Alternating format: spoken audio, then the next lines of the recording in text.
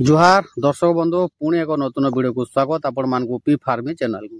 तो आज जारमा चाषी भाई मैंने ओडिशार दर्शक बंधु मैंने जे 2025 मसीहा पाणीपाग विषय रे आमे आलोचना करमा जेनटा दक्षिण पश्चिम जलवायु मौसम वायु जेनटा कहूँ। तो ई वर्ष वर्षा केनता हवा केते परिमाण रे वर्षा हवा एवं आमर मौसमी वर्षाटा केते दूर आसबा एवं केबे आसबा आमर ओडिशा के मौसमी वायु केते दूर आसला सब डिटेल्स आलोचना करमा एवं इथर चाष बास केनता हवा भल से जी से विषय टोटाल आम आलोचना करमा चाषी भाई मैंने। तो भिडियोटा मूल शेष तक देखुन जदि आम चैनल के नुआ आसवे निश्चय सब्सक्राइब करबे और बेल आइकन दबाई देबे जार थ्रू केनता सठिक इनफॉरमेशन आमर चैनल माध्यम रे आपण माने पाई पारबे। तो चलो डेरी नहीं करी आलोचना करमा चाषी भाई मैंने जे देखुन 2025 मसीहा खरीफ चाष जदि आपण करबार के जाउछन तो निश्चय आपण ई वर्ष केते परिमाण रे वर्षा हेबा सेटा आपण को सठिक जानकारी हेबार कथा बुझी पारले कि जेहेतु आपण जदि जने चाषी चाष करूछन ताहले आपण माने 2025 मसीहा वर्षा केते परिमाण रे वर्षा हेबा एवं केते दिन वर्षा हेबा से विषय रे आपण मानकर टिके जानकारी रहबार कथा जेहेतु आपण चाष करूछन।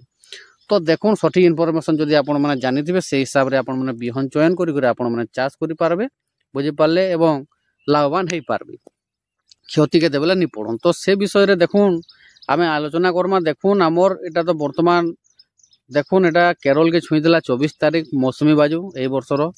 तो आजिका डेट रे बुझी पारले मौसमी बाजू आमर ओडिशा के पहुंची सारलान बुझी पारले ओडिशा के मौसमी बाजू पहुंची सारलान।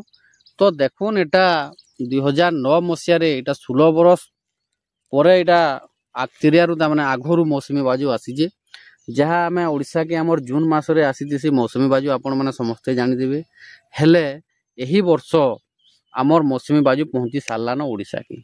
इटा गोटे खुशीर खबर चाषी मान लगे जे आम आक्तिरिया वर्षा आम पाइबा बुझी पारे कि जेहेतु आम जून लास्ट हो वर्षा हबार की।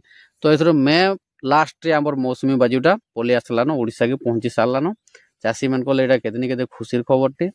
तो देखुन जहाँ एमडी सूचना दौन भारतीय पाणीपाग विभाग जहाँ आकलन करिछन जे 2025 मसीहा तामने अधिक रु अधिक वर्षा हवा जेते तामने आकलन करा जे तानु अधिका वर्षा हवा बुझी पारले कि बे वर्षाटा बहुत भल अच्छे सेतिर लगे चाषी मान गोटे खुशी खबर जे आम एथर चाष करी लाभवान हो पारमा जेहेतु गला वर्ष किछिटा डिस्ट्रिक्ट रे मरुड़ीर संकट देखा जाइतिला।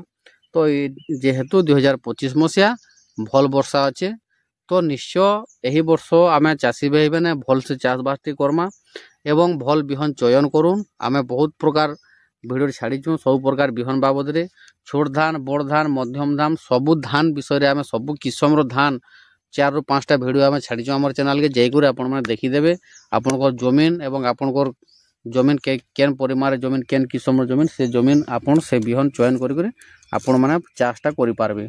तो देखुन चाषी भाई मैंने जे यही 2025 खरीफ ऋतु रे एथर वर्षा बहुत बढ़िया अच्छे। तो आपण मैंने जल्दी जल्दी रेडी हन चाष लगी आउ टाइम ना मौसमी बाजू ऑलरेडी पलि आसलान आम ओडिशा के। तो वर्षार भी किसी प्रभाव पड़ जा दक्षिण ओडिशा के आमर मौसमी छुई सारलान बुझी पारले कि नहीं। तो आपण मैंने भल से चाष बास करूँ एथर एवं रोजगार करूँ एवं लाभवान हन भल से चाष करी ओडिशार चाषी भाई मैंने जदि भिडियोटा भल लगी निश्चय लाइक टे करबे कमेंट करबे शेयर टे करबे और सब्सक्राइब करबार के नहीं भूलबे एंदा पी फार्मी चैनल आपण मैंने सठिक इनफॉरमेशन मैंने पाई पारबे। जुहार जय किसान जय भारत।